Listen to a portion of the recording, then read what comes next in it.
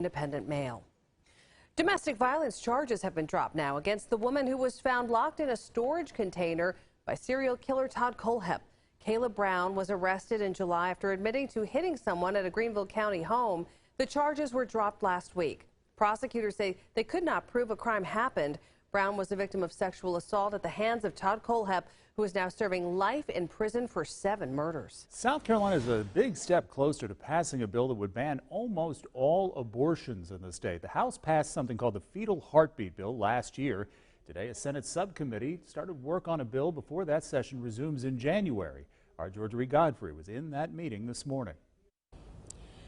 Dozens of people showed up to speak to the group of senators that will be responsible for moving the fetal heartbeat bill forward or putting it on hold. Earlier this year, a group of South Carolina representatives heard hours of testimony on the fetal heartbeat bill. Tuesday morning, it was the Senate's turn. This is a time to hear from you. It's not a time to hear from us. One speaker after the next was called to the podium, each person given 3 minutes to speak in favor or against the bill. Let's not take anything personal. Let's listen to folks. Opponents of the bill expressed concerns about medical interference. Medications needed by patients and medical procedures needed by patients belong in the examination room. And women's rights.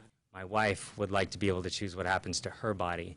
Proponents of the bill argued moral obligations to protect all life. What grows inside the womb is living. It's a beating heart.